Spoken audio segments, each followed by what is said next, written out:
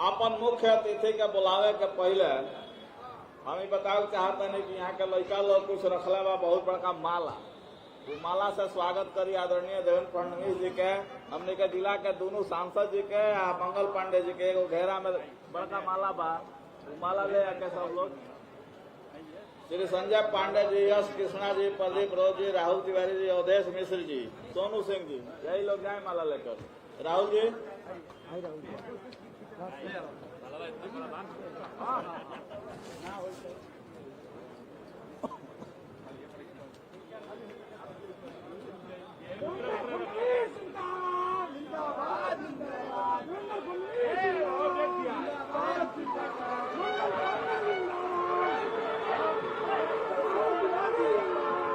बोले भारत माता की। आदरणीय देवेंद्र फडणवीस जिंदाबाद, मंगल पांडे जिंदाबाद, वंदे मातरम। अब इतना गोरिया कोठी विधानसभा के नामांकन के सभा बा, लेकिन ए मंच पर हमनी सबके बीच में सिवान विधानसभा क्षेत्र से भारतीय जनता पार्टी और एनडीए के प्रत्याशी ओम प्रकाश यादव जी भी उपस्थित बनी। सिवानों से लोग जी आई हुई। हम रोगों सबसे आग्रह करें भाई के नाते अपना नेता के ओम प्रकाश यादव जो हमनी के उम्मीदवार बने उनका नामांकन हुई, हमनी प्रचार में ओहो जी आयसन। ओम प्रकाश यादव जी के भी भारी बहुमत से सिवान विधानसभा से चुनाव में हमनी के जितावे के काम करे के बाद ये आग्रह करते हैं। अब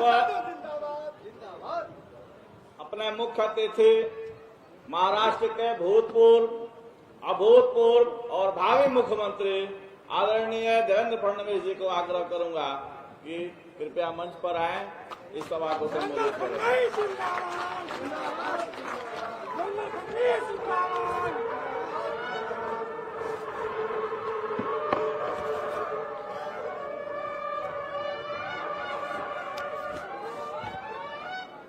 भारत माता की, भारत माता की, भारत माता की, वंदे वंदे वंदे। मंच पर उपस्थित बिहार सरकार के स्वास्थ्य मंत्री और इस कोरोना के काल में पूरे देश में जिन्होंने सबसे अच्छा काम किया और इस बिहार में कोरोना को रोकने का काम जिन्होंने बड़ी यशस्विता के साथ किया, ऐसे हमारे भाई मंगल पांडे जी, हमारे जनप्रिय सांसद भाई जनार्दन सिंह सिग्रीवाल जी, हमारी दूसरी सांसद बहन कविता सिंह जी, जिलाध्यक्ष संजय पांडे जी,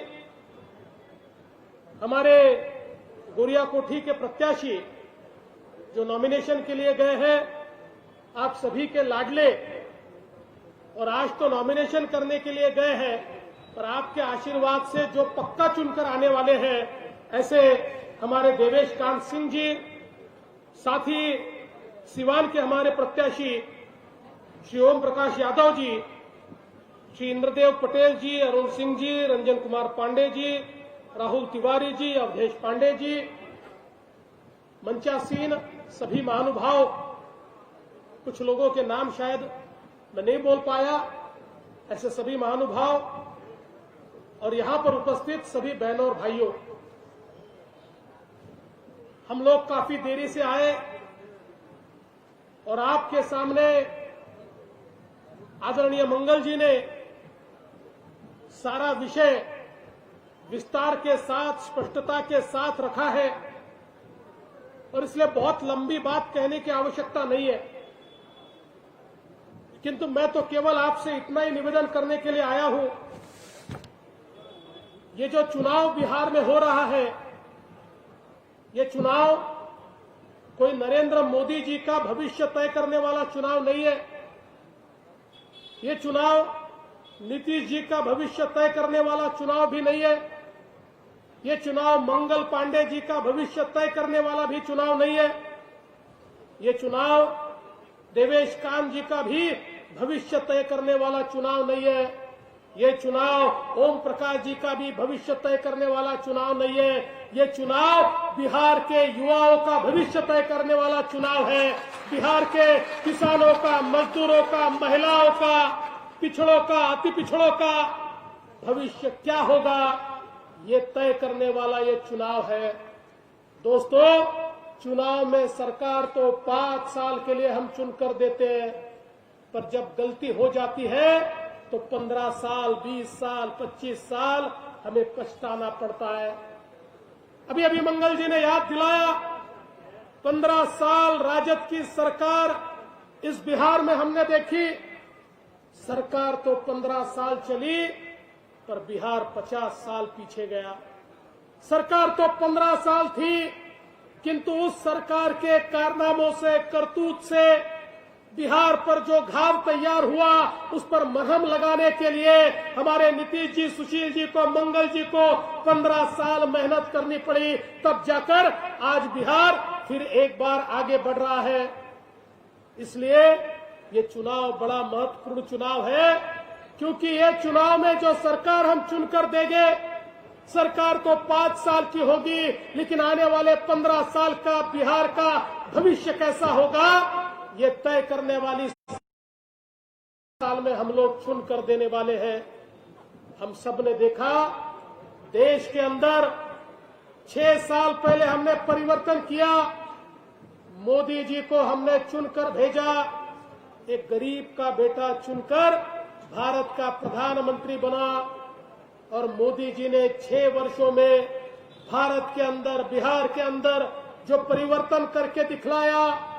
क्योंकि मोदी जी के लिए घर नहीं है, संसार नहीं है, परिवार नहीं है, अपना कोई मकान बनाना नहीं है, अपने लिए जमीनें जमा करना नहीं है। मोदी जी को तो दिन रात केवल 130 करोड़ भारतीयों की चिंता है। मोदी जी ऐसे व्यक्ति हैं जिनके जीवन का क्षण क्षण और रक्त का कण कण केवल आपके लिए और गरीबों के लिए समर्पित है। और ऐसा गरीब का बेटा जब देश का प्रधानमंत्री बनता है तो गरीब के लिए सोचता है, किसान के लिए सोचता है, मजदूर के लिए सोचता है, पिछड़ों के लिए सोचता है, अति पिछड़ों के लिए सोचता है, युवाओं के लिए सोचता है। सभी के जीवन में कैसे परिवर्तन आएगा, ये सोचने का काम आदरणीय प्रधानमंत्री जी के माध्यम से होता हुआ हमने देखा।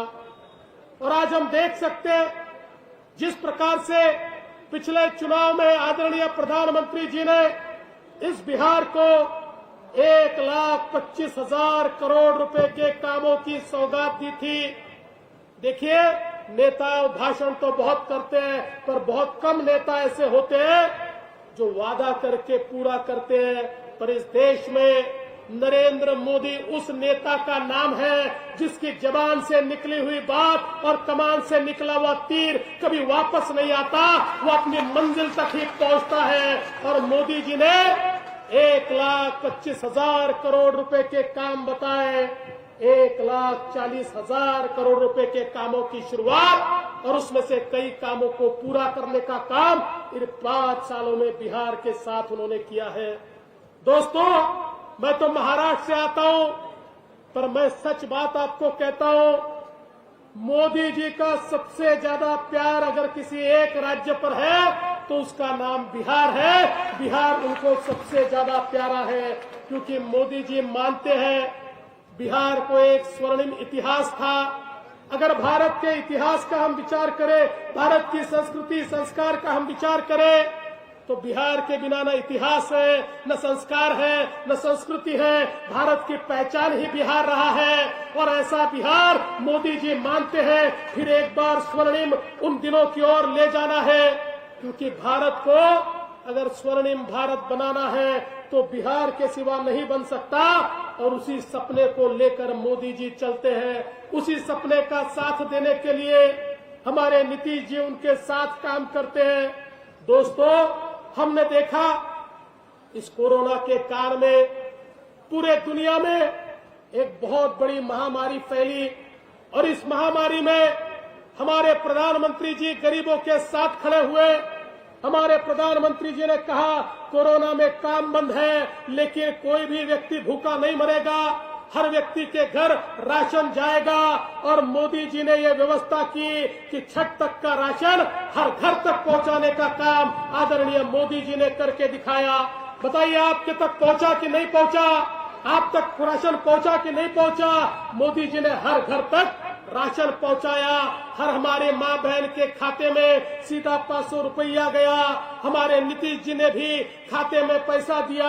हमारे मोदी जी ने गैस का सिलेंडर दिया। हमारे मोदी जी ने अलग अलग प्रकार से इतने बड़े पैमाने पर इस काल में भी मदद की। और सबसे बड़ा परिवर्तन मोदी जी ने क्या लाया? सबसे बड़ा परिवर्तन ये लाया, पहले भी थोड़ा बहुत पैसा दिल्ली से चलता था लेकिन आप तक पहुंचता नहीं था। बीच वाले खा जाते थे, दलालों के हाथों में चला जाता था। उस समय के कुछ नेता पैसे में मुंह मार लेते थे। मोदी जी ने कहा ये नहीं चलेगा, गरीब का एक एक पैसा गरीब के खाते में जाएगा। अब मोदी जी ने ऐसी व्यवस्था खड़ी कर दी, दिल्ली से पैसा चलता है तो करंट की तरह सीधा खाते में जाता है और उसमें मुंह मारने का कोई प्रयत्न करे उसको ऐसा करंट लगता है कि जेल जाना पड़ता है। और इसलिए गरीब का एक एक पैसा गरीब तक पहुंचाने वाले प्रधानमंत्री मोदी जी के रूप में हमको मिले हैं। दोस्तों, जिस प्रकार का परिवर्तन हो रहा है, आने वाले दिनों में बिहार को जिस प्रकार से देश के अगले राज्यों में शुमार करना है, अभी अभी मंगल जी हमको बता रहे थे किस प्रकार से शिक्षा की व्यवस्था में परिवर्तन हुआ है। हम अपनी भाषा में भी शिक्षा पाएंगे। ये देश का सबसे बड़ा परिवर्तन है।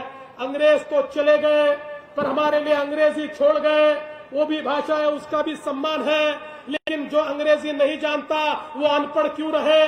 जो अंग्रेजी नहीं जानता वो उच्च शिक्षा क्यों नहीं पाए? जो अंग्रेजी नहीं जानता उसके लिए दरवाजे बंद क्यों हो? मोदी जी ने कहा ऐसा नहीं होगा। नई शिक्षा नीति तैयार हुई और इस शिक्षा नीति में कहा आप अंग्रेजी जानिए न जानिए, आपको सीखने का मौका मिलेगा। आप हिंदी में भी लिख पाओगे, अपनी भाषा में भी लिख पाओगे। और सारे के सारे हमारे गरीब और हमारे गांव के लड़के भी अब अच्छी शिक्षा पाएंगे। और जिस प्रकार से अलग अलग प्रकार के शिक्षा संस्थाओं का निर्माण इस बिहार में पिछले 5 वर्षों में लगातार हमने देखा, चाहे केंद्र सरकार की ओर से हो चाहे राज्य सरकार की ओर से हो। दोस्तों, मैं महाराष्ट्र से आता हूं। महाराष्ट्र एक अगला राज्य है, लेकिन महाराष्ट्र अगला राज्य क्यों बना? इसलिए बना कि पहले महाराष्ट्र में अच्छी शिक्षा आई। हमने बिहार का स्वर्णिम काल देखा। वो स्वर्णिम काल क्यों था? क्योंकि उस समय बिहार में नालंदा था, उस समय बिहार में अच्छी शिक्षा की व्यवस्था हमने देखी। आज हम देखते हैं दुनिया में जहां अच्छी शिक्षा होती है वहीं पर रोजगार जाता है, जहां अच्छी शिक्षा होती है वहीं पर उद्योग जाता है। उद्योग जिसको लगाना है वो ये नहीं पूछता वह जमीन कितनी है, वो ये पूछता है वह शिक्षा कैसी है। अगर शिक्षा ठीक है तो वहां पर रोजगार जाता है। रोजगार के लिए अच्छी शिक्षा आवश्यक होती है, अच्छी शिक्षा संस्थाएं आवश्यक होती है। और आज बिहार के अंदर पिछले 5 वर्षों में जिस प्रकार से केंद्र सरकार और राज्य सरकार के माध्यम से अलग अलग प्रकार की शिक्षा संस्थाएं, मेडिकल कॉलेज हो, इंजीनियरिंग कॉलेज हो, ITI हो, पॉलिटेक्निक हो, स्किल डेवलपमेंट हो, इतनी अलग अलग संस्थाएं तैयार हुई। आने वाले दिनों में इन्हीं संस्थाओं से पढ़ कर जो निकलेंगे उनको रोजगार मिलेगा। अब हमारे बिहार के युवाओं को रोजगार ढूंढने के लिए बिहार से बाहर नहीं जाना पड़ेगा, बिहार में ही उनको रोजगार मिलेगा। और इतना ही नहीं तो जैसे मंगल जी ने कहा, वो केवल रोजगार पाने वाले नहीं होंगे, वो रोजगार देने वाले भी बनेंगे। ये बिहार की बदलती हुई तस्वीर है। और बिहार की बदलती हुई तस्वीर और बिहार की बदलने वाली तकदीर, ये दोनों की जिम्मा नरेंद्र मोदी जी और हमारे नीतीश कुमार जी ने लिया है। अब शिक्षा की बात चल रही है तो मुझे बताइए, हमारे नीतीश कुमार जी जो स्वयं एक इंजीनियर है, एक पढ़े लिखे हैं और उनके सामने राजद से जो मुख्यमंत्री पद के उम्मीदवार है वो तो 9वीं फेल है। अब मुझे बताइए, जब खुद सीएम ही 9वीं फेल होगा तो क्या शिक्षा का विचार करेगा? क्या उच्च शिक्षा देगा? क्या आपके बच्चों को पढ़ाएगा? नहीं पढ़ा पाएगा दोस्तों। इसलिए ध्यान में रखिए, हम ये जो सारे चुनाव के दरमियान ये जो सारे जुमलेबाजी राजद की ओर से चल रही है, ये चुनाव तक चलती है, चुनाव समाप्त हो जाता है, फिर वो जो अपने परिवार में और अपने ही लोगों में जिस प्रकार से उलझ जाते हैं, जनता की उनको चिंता नहीं होती, जनता की ओर देखने की फुर्सत भी उनको नहीं होती। और इसलिए जनता के लिए काम करने वाली भारतीय जनता पार्टी, जदयू, हम और वीआईपी एक ऐसा मजबूत गठबंधन है। ये जो हमारा जोड़ है एक ऐसा मजबूत जोड़ है जिसको कोई तोड़ नहीं है। और मेरा विश्वास है आप लोगों का आशीर्वाद मिलेगा तो एक मजबूत सरकार इस बिहार में फिर से आएगी और मोदी जी के और नीतीश जी के नेतृत्व में एक नया बिहार हमको देखने को मिलेगा। उस नए बिहार के लिए हमारे देवेश कांत सिंह जी को और ओम प्रकाश यादव जी को पूर्ण बहुमत के साथ रिकॉर्ड वोटों से चुन कर दीजिए, ये निवेदन करता हूं और अपने शब्दों को विराम देता हूं। जय हिंद, जय भारत। बहुत बहुत धन्यवाद आदरणीय देवेंद्र फडणवीस जी। अब मैं अवधेश सिंह को आग्रह करूंगा